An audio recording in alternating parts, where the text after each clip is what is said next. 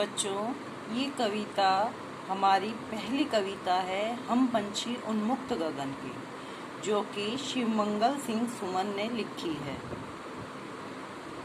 इस कविता की वर्कशीट आज तुम्हारी आई हुई है।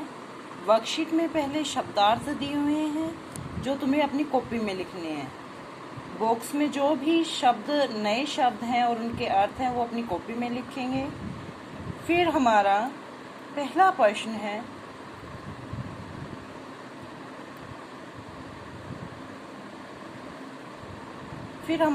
प्रश्न है पक्षी पिंजरे में क्यों नहीं रहना चाहते हैं।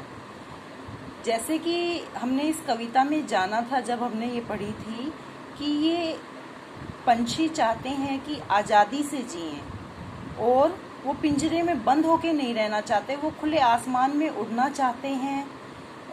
कड़वे नीम की निबोली उनको खाना पसंद है, बजाय पिंजरे में रह के जो सोने की कटोरी में मैदा मिले उससे ज़्यादा। तो हमारे इस प्रश्न के उत्तर में यही आएगा, पक्षी आज़ाद रहना चाहते हैं, खुले आसमान में उड़ना चाहते हैं और पिंजरे में बंद नहीं रहना चाहते।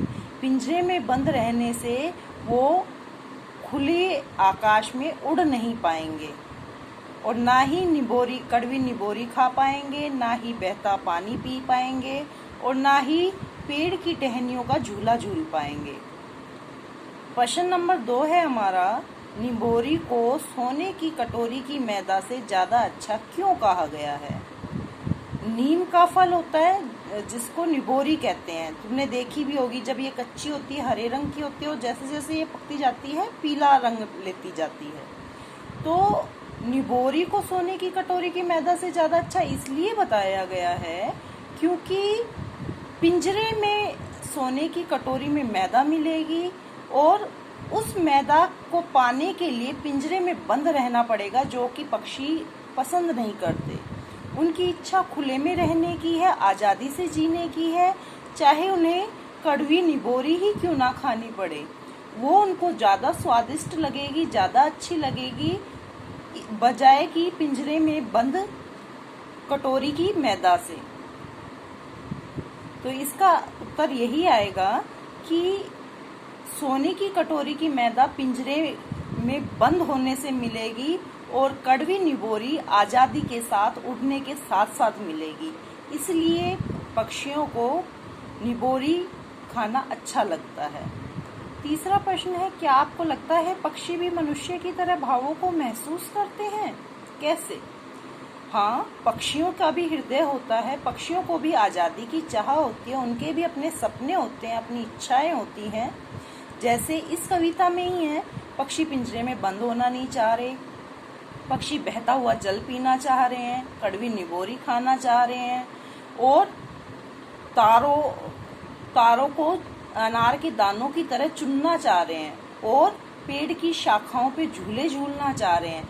ये पक्षियों के मन के भाव है, क्योंकि आज़ादी उन्हें अच्छी लगती है, आज़ाद उड़ना पसंद है, इसलिए वो भी ये सपने देखते हैं। जो कई बार पक्षी पिंजरे में बंद हो जाता है, वो सपने में भी पेड़ की शाखाओं पे झूलता है, आज़ाद उड़ना चाहता है। प्रश्न नंबर 4 है हमारा, आपने बहुत सारे पक्षियों को देखा होगा, उनकी एक सूची बनाई। इसमें आप किसी भी पक्षी का नाम लिख सकते हैं जिसको भी आपने अब तक देखा है। चिड़िया है, कबूतर है, तोता है, कौवा है और मोर है और ये कोयल है, नीलकंठ है। जो भी पक्षी तुमने देखा है उन सब के नाम लिख दोगे इसमें।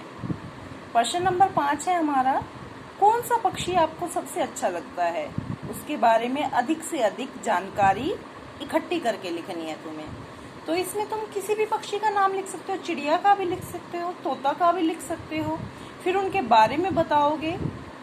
जैसे चिड़िया का लिखोगे तो उसको चिड़िया जो है हमारी छत पे आती है, उसको दाने खाना पसंद है, अनाज के दाने। या तोता लिखोगे तो तोते के बारे में बता दोगे, तोते हमारे स्कूल के पेड़ों पे इतने सारे हैं, उनकी लाल चोंच होती हैं, वो टैंटे टैंटे करते हैं, वो मिर्च खाना पसंद करते हैं। कुछ लोग तोतों को पिंजरों में पालते हैं। तो इसी तरह से तुम्हारी पसंद का जो भी पक्षी है उसका नाम लिख के उसके बारे में लिखना है तुम्हें। ठीक है बेटा। ये सभी प्रश्नों के उत्तर तुम हिंदी की कॉपी में लिखोगे और शब्दों के अर्थ लिखोगे जो कि बॉक्स में दिए हुए हैं। जहाँ चित्र है चिड़िया का, उसके सीधे तरफ नए शब्द दे रखे और उनके अर्थ दे रखे। ये शब्दार्थ लिखोगे और ये प्रश्न लिख के इनके उत्तर लिखोगे। और अगर फिर भी कोई चीज़ समझ में नहीं आती है तो आप मुझे व्हाट्सएप करके पूछ सकते हैं। ठीक है बेटा।